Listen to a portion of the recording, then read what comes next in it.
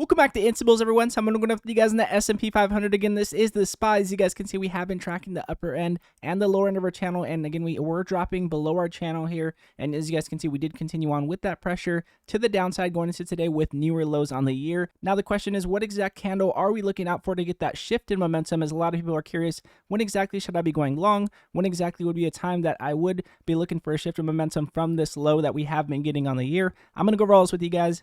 And if you guys are day traders or you guys are looking for intraday perspective breakouts throughout the day, go to instables.com in the description below. And only for $15 a month, you guys will never miss a breakout alert today again. So let's jump into this one.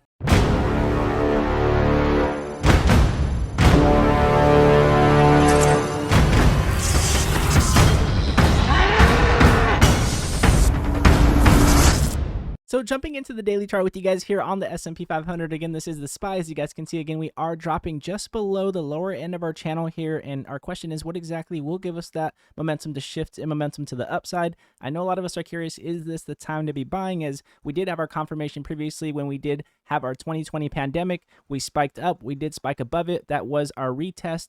We continued on past that retest, and that was here at 358. And then we have our next level that is our 2020 pandemic levels that we would be dropping down to if we did drop down below 358. Now, as you guys can see, going into this week, we had a pullback as we had our third Fed rate hike that was expected to be a 50-point base rate hike, but ended up being a 75-point base rate hike, which was an increase by a quarter. And the reason why we had an increase in rates is because we had an unexpected increase in CPI last Friday at 8.6. Again, we had an 8.5 CPI 2 CPIs ago, and then we had 8.3, which was a decrease in CPI. A lot of people curious if that was the peak, and then we did get an increase in CPI by 1 point at 8.6 above our 8.5 level that we had 2 months ago. So we got an increase in CPI, and then we had an increase in rates, and that is why we had this pullback. As you guys can see, in January, we had a major pullback similar to this, and the reason why we did get this shift of momentum is because we had a doji candle coming out, and the reason why that doji candle is very important is because when you do have strong pressure to the downside, you are looking for an indecisive move. We're not going to get a strong push necessarily off the bat. We're going to need an indecisive candle to get that shift momentum, and that's exactly what happened here. As you guys can see, we got multiple doji candles coming out, and then we got a green doji candle coming out with that momentum to the upside. And as you guys can see, we jumped out of oversold and we broke back into play here,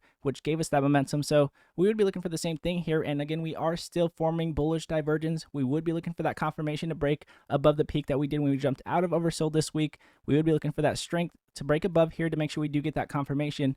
Now, I'm going to go over the market with you guys, of course, on Sunday on any updates that we have over the weekend. Now, again, to recap again real quick with you guys, again, we have our 358 level, we have our 340 level if we do continue on lower. And if we are going to be looking for that reversal, we are looking for a doji candle, an indecisive candle to be coming out. So that way we do have that confirmation. Now, again, with that said, if you are a day trader or you are looking for intraday perspective breakouts, meaning breakouts within the same day, go to instables.com in the description below, and you will never miss a breakout alert to dig in. And again, all of you Instables that come over every single day and support the channel, much love to every one of you guys. I hope you guys do have a great weekend. We're going to continue to go at it. Stay patient. Take what the market gives us. And don't forget, Monday is Juneteenth, so the market is going to be closed. We're going to be back at it Tuesday in pre-market. And again, if you guys do like this video, it does help the channel grow, and I do appreciate it very much. And again, God bless you all, and I'll see you guys in the next video.